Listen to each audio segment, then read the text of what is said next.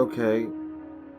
Um, so some of you may or may not be aware of the fact that in many ways this is kind of my first time through Enterprise Season 1 and 2, because I only watched it the one time. But I think I've mentioned this before. I'm not sure exactly, but some episodes I have no memory of at all. And this one would qualify. I didn't remember a single tidbit. I didn't remember how it was going or what was happening. This was effectively the first time I've ever seen this episode. I'm not even 100% sure I have watched this episode before. No memory, right? So, I was kind of like excited a little bit. It's like, oh my god, it's effectively a new episode of Star Trek. That's kind of cool. And instead, it's this episode. Now, nothing I want to talk about. This is something that came up several times over on the TOS stuff, and it's something that's come up several times before. The way I mentally grade things is we've got Lamentations, that's the bottom, obviously. Then we got 1-offs, 2-offs, and 3-offs. And this is something that comes up several times over on the TOS stuff, because there's several episodes that are bad, but you need something extra. And then there's episodes that are awful, but you need something worse.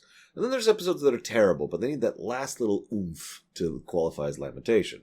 3, 2, 1, Lamentation, right? This one's probably only a 2-off, maybe a 3-off, because while this episode is bad, it still has some cool concepts going for it, and doesn't really have that extra oomph, unless you count one thing, which could arguably be the extra oomph. So, what I'm trying to say is, if this is a Lamentation for you, I understand completely. But for me, this is merely terrible. So, first thing that happens is we see a ship show up and engulf them while they're at warp. Alright, hang on. I've already got 50 issues with this. First of all, how?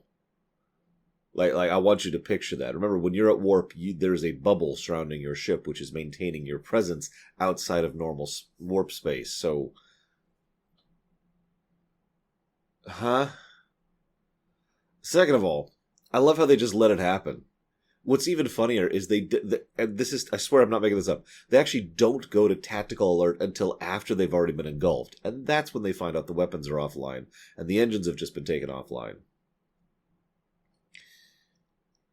Again, huh? But okay, let's move on. Let's move on. This is a good time to go ahead and mention that this is one of those episodes where like 10 minutes pass and I only have one note. And that note is the word surreal. And I'm like, wow, this is just, it's like a bad dream sequence, isn't it? They go out and there's wisps and they're trying to figure out what's going on and hostile invaders, and then Tucker is like, oh my god, I was there experiencing this, and then he's taken to sickbay and treated like he's a crazy person. This is then immediately followed by one of the just like, there's so many little problems with this episode. Phlox, Reed, and Archer are standing right there in the window. Tucker's in there saying like, hey, no, I think I'm okay. Phlox hits a button muting the comm, and then starts to talk about Tucker right there in front of them, visibly and obviously. To which Tucker says, there's something wrong with the comms? You talking about me? What? First of all, Phlox should have more decorum than that. In fact, I believe Phlox does have more decorum than that. Then again, he is also an idiot later in this episode, so whatever. Second of all, you couldn't have just been like, hang on, and then wandered away to talk for a second, just to have some degree of subterfuge, rather than basically being like, hey guys, I'm about to talk about you. Right? Like, okay, so whatever.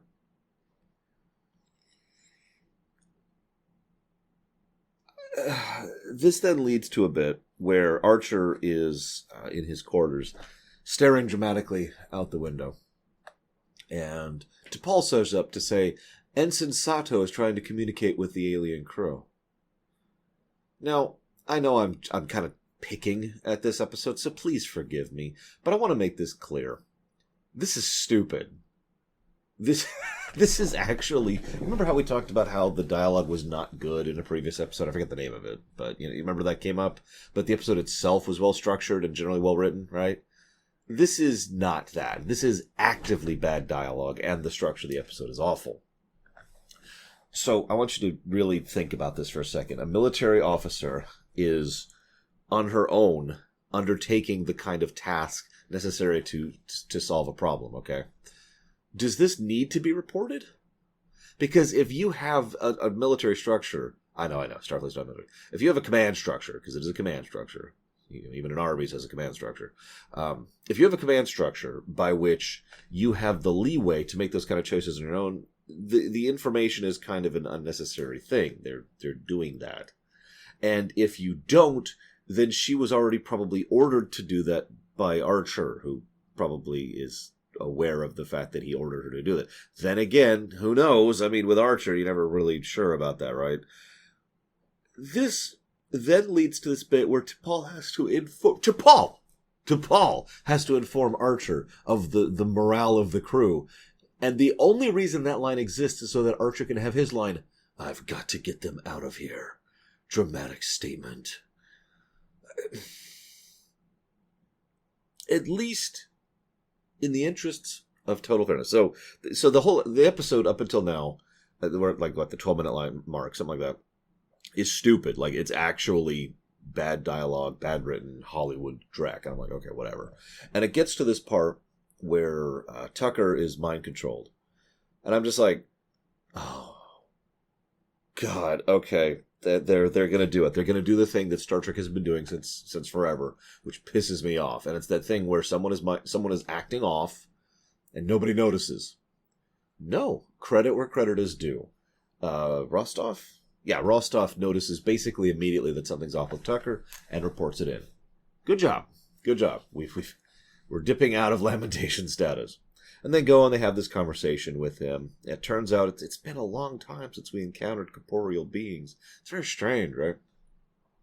So, okay, none of this makes sense. Let's just start with that. These non-corporeal beings have a spaceship because they'll die if they're exposed to space.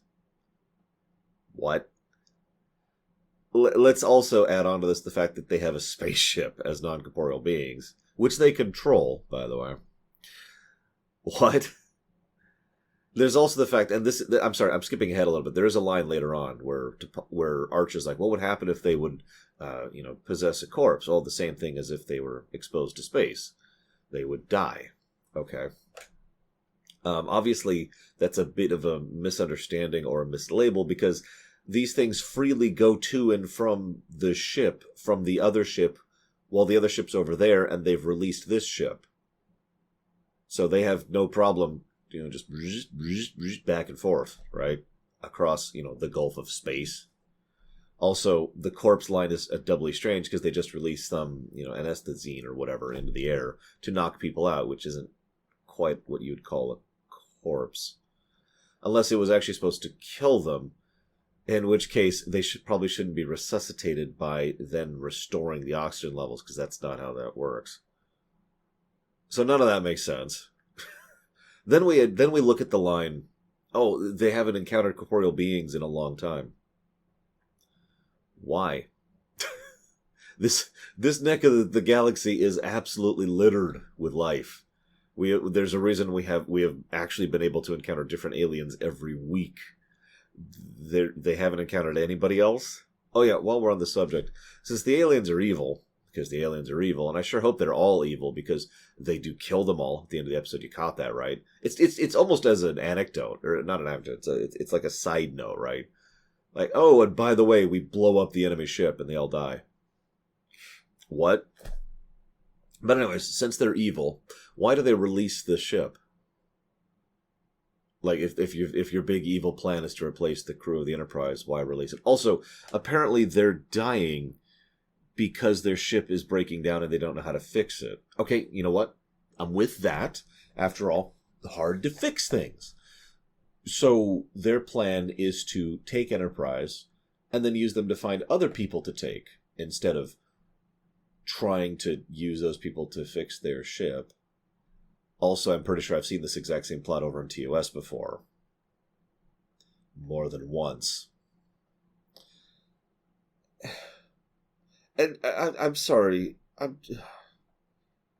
I can't. It's so hard to explain, at least for me, because I guess I'm just an idiot. It's so hard to explain how stupid all of this is. I'm trying to dissect and lay out for you just how nonsensical all of this is.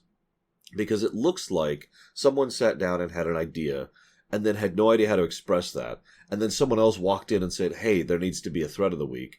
And so they crudely grafted that onto the rest of the episode in a way that doesn't make sense. And then someone else was like, well, wait. We need someone to be aware of the fact that it's a ploy from the beginning. And naturally that has to be the captain, because the captain must always be right. Capital R. And so Archer is incredibly suspicious of these people who are basically benevolent the entire time. For no reason, I feel like pointing out. I know. You're going to say the reason that they're benevolent is they wanted to trick the people into willingly committing the crossing, I guess? But the problem is that also makes no sense, because as demonstrated, they have no problem simply wandering up and taking people all willy-nilly. In fact, they have so little problem doing it, it makes me wonder why they don't just swarm the ship as one big attack wave and take all 82 people, well, minus the people who can fight back, which is like 3. No, 2. It's 2 people. It's the 2 aliens. So why don't they just swarm the ship and take all the humans like that? In fact, that would make for an interesting episode, wouldn't it? Phlox and T'Pol trying to fight back against an entire ship of possessed, humans. This could even have been a thing that you could have used as a, maybe we need to have more non-humans on the ship and become part of an outreach thing. Maybe we can get an Andorian on board, maybe another Vulcan, get a Tellarite involved, something, First steps of the Federation? No. Can't have any of that. So, yeah, Archer is very antagonistic. I'm reminded of the episode The Seventh. You remember that? It's the episode in which Archer is right for no reason. No evidence. No conclusive anything. Just, he's decided. And yeah, I know. Okay, you could argue that the ship taking them in is something that can be considered evidence of the fact that there's ill doing. But then the fact that they immediately let them go and don't do anything else antagonistic whatsoever is just kind of eyebrow raising, as I've already pointed out. Then, actually, I'm sorry, before I go forward, it would be interesting to examine the bias. Archer has a line. Maybe I'm not trustworthy of them just because they're so different from me. It's an interesting line. And frankly, that's something that would be kind of cool to examine a little bit. After all, one of Archer's biggest character flaws, I'd say his second biggest character flaw, is the fact that he does have bias that he is still overcoming, right? His anti-Vulcan bias especially. So, okay, there's a potential there. It's immediately dropped. Don't worry, they're bad guys. The aliens are all evil and they all die at the end of the episode. By the way, they mentioned the crossing, but the Wisps are shown to actually be capable of maneuvering and moving and chasing. Like, one of them literally chases Travis, right? I'm trying to point this out because it's not like it's just a binary you're on or you're off kind of a thing. And yet their big plan is to knock out all the people so that the aliens have to bow out of them. Okay. What brings our crew back? How does our crew steer back to their own bodies? Exactly.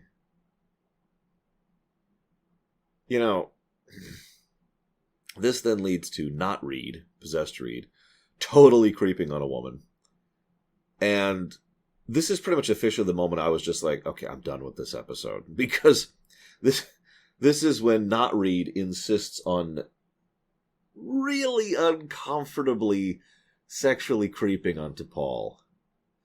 And that's bad enough. Then add on to that 2 other factoids. First of all, T'Pol either A, doesn't figure out this isn't Reed immediately, taking back the credit I gave earlier, or B, is playing along for some reason I can't even imagine. I remind you that she is a Vulcan who is effectively superhuman, and he is not armed. She's going to win that encounter, and yet the whole scene is framed and portrayed as if she is someone who is injured and scared, and he's just, he's the dominating kind of thing, except it really should be the exact opposite of that.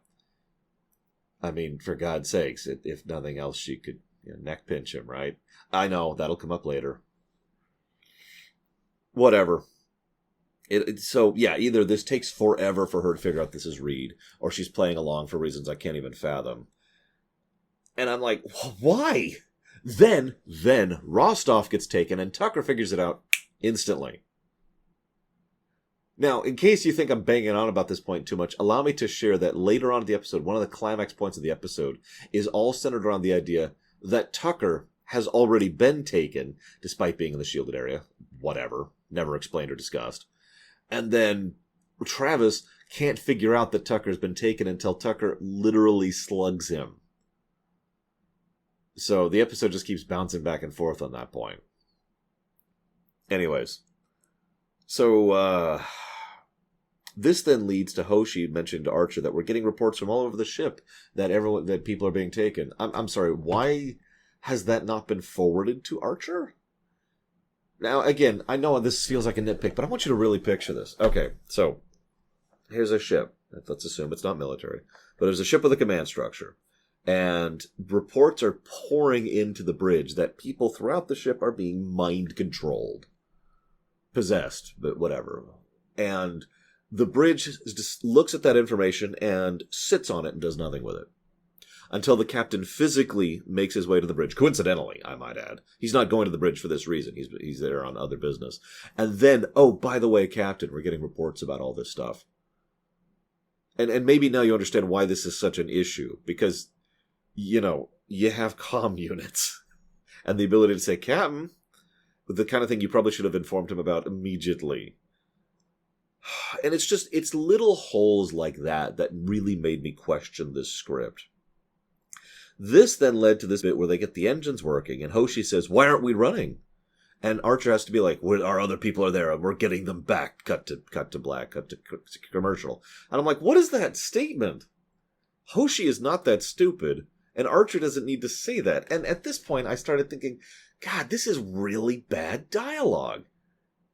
Now, I'm kind of building this moment up, because this is the exact moment I paused the episode and went and looked up the writers. Now, I've actually got that information right here in front of me. But it's Berman and Braga.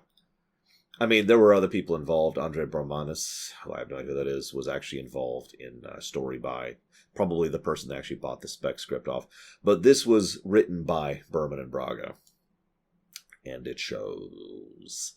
And I wanted to point that out, because you might think I have an anti-Berman Braga bias. And you would be right.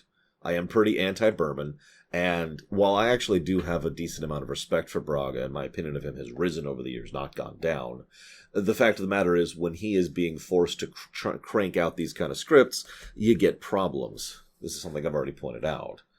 And frankly, the man needed to take a bit of a break and to get away from having that extra credit there. This is also a good time to mention that I can see this as being a Braga script. You know why? Because, and I feel like we brought this up recently, this is a bit of a concept script. Aliens, possession, swapping out the bodies, all that. It's concept. It's an interesting idea. And I could see the bones of some cool story ideas here. I really can. This could have been just an examination of Archer as a character and his biases. There could have been no threat of the week. These people could have been legitimately benevolent, and they could have explained and developed and really gone into what it's like being a being of perception. They mentioned that. And every time Tucker shows up, he mentions how he feels like he's physically interacting with things that have already happened in his life. Like, there's ideas there. There's the beginnings of ideas there, because those prompt questions, right? Why is it when you are a being of just perception, you are locked within your past? Well, maybe it's because lacking the ability to create new sensation, all you can do is repeat the old.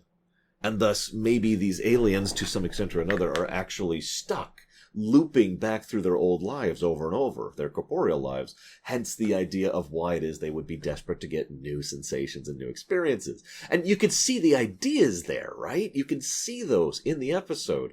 They're just not explored or discussed because we needed to have a threat of the week. We needed Archer to be right. All the stamps, all of the default things, the templates of Enterprise needed to be present here.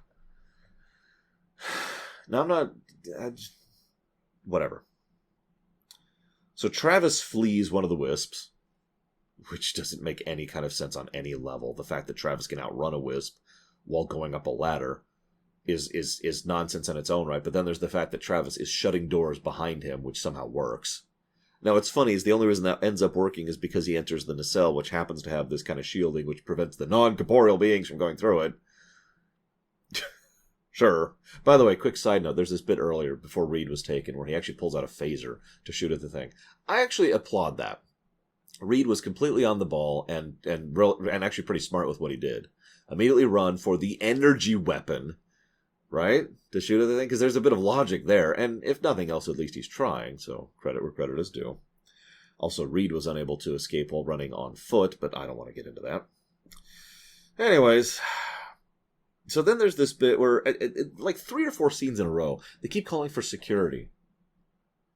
How many security personnel do they have on this ship? I mean, we don't have the Makos yet. That's a bit off now. So, where are these guys coming from? Is it just the same 2 dudes?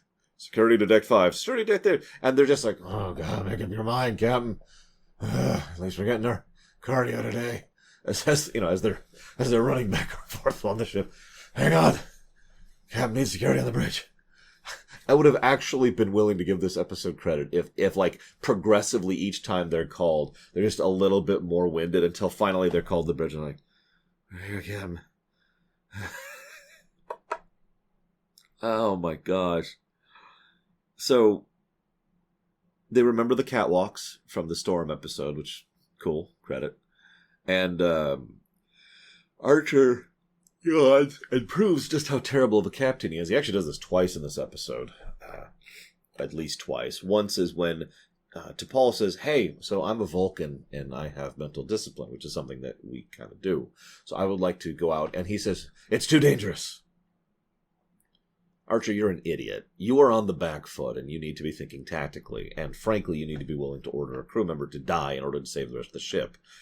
Troy figured that out. You'd think Archer would be able to figure that out. But I'm getting too negative. But my point is, he's not a good captain. That's okay, though. He shouldn't be a good captain. It's a shame the episodes keep trying to portray him as a good captain when he's... This then leads to an interesting scene. And frankly, I think this is the best scene in the episode. And even this scene is pretty flawed. So, possessed Hoshi calls Phlox and in a very calm, normal tone of voice says, Hoshi, third person, Hoshi is injured. Her leg is fractured. She is in a great deal of pain. So that's wonderfully creepy, first of all. The idea that the entity is so divorced from it that it would not be able to, that it wouldn't basically be reacting to the pain, but it is aware of it, of course. Now, that doesn't quite line up with the way that it's been portrayed, so it's obviously a trap. Nevertheless, Phlox shows up with a gun in hand. Get away from the door. She's on the floor. Okay. Okay. All of this is pretty cool. His caution, the tension of the moment, the surreal nature of how she's doing it. It's good stuff. The scene loses me a little bit. Because what happens is he pulls out his scanner, and as he's looking at the scanner, realizes that she is in fact just fine. Now, you are facing an alien force, which is an invasive alien force, which is here to, take over your crew, okay? This force has just said, hey, I need help. So you are hesitant and worried enough to literally hold a gun on this person as you're on approach. You have just discovered that this person is lying to you. Now, do you, A, immediately shoot? Remember, you have a stun setting. Or B, announce out loud, wait a minute, you're lying! Naturally, he does the latter, because that makes the least possible amount of sense, which then leads to a scuffle. Thankfully, he does have the off-button hypospray, another example of the fact that this is Voyager. I remind you, he jabs her with the hypospray in the leg, the lower leg, and it knocks her out immediately. That's why we call it the off-button hypospray, by the way. Usually, at least people get them in the neck, right? That makes a bit more sense. Anyways. So, okay, that's cool. This is when we find out that the aliens are dying. And are going to take over the ship and do the stupid plot, which I've already explained why that's stupid. And this is then when Travis fails to recognize that Tucker's off. And this is also when we find out that Archer is one of the worst kinds of tech support. Because they're on a timer. They are literally in a hurry. This is a big tense situation. So naturally, rather than saying, look for this thing, do this thing to this thing, then do this thing to this thing, he says, I'm going to have to talk you through this procedure. Now, this procedure is going to do this. Now, I'm going to need you to look for something that the such and such. I'm going to give you the name of the thing, even though the last 3 sentences I've said to you have been completely needless, irrelevant information. Now that I've gotten through those steps, I'm going to go ahead and tell you to look for this object. Finally, the first step of thing.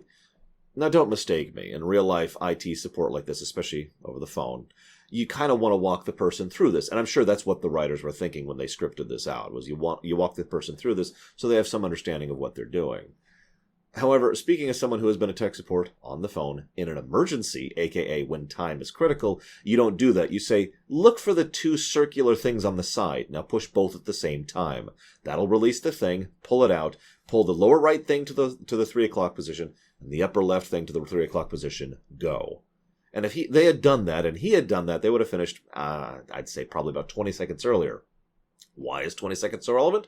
Because about 20 seconds later, Tucker, possessed by some random alien, shows up and then we have the big final struggle. It's a good job.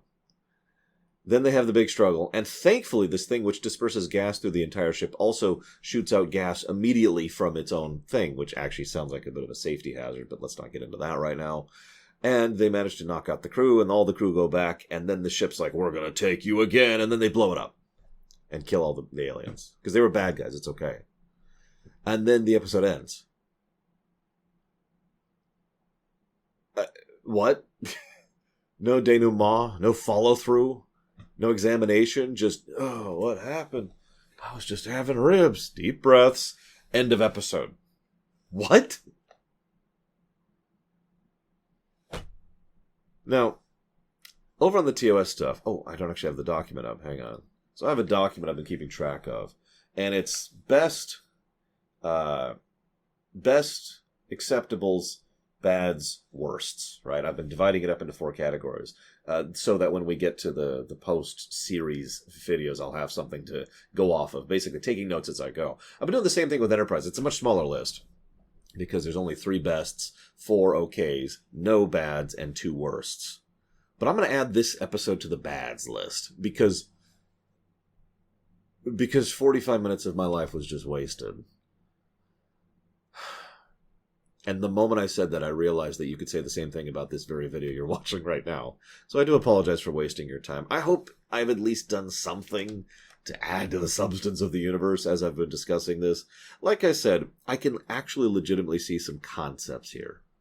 I've already shared several of them with you. And this leaves me with my personal favorite thing. Doing these ruminations, I have a question for you. What would you do with this episode? You're handed the spec sheet, and you're like, all right, figure this out. And you have to turn this into a good episode. Which direction do you take it? Do you examine the aliens? Do you examine Archer? Do you keep them a threat? Do you make it a pure character piece, like I was suggesting earlier? What do you do with it? Either way, I hope you guys have enjoyed, such as it is. I'll see you next time.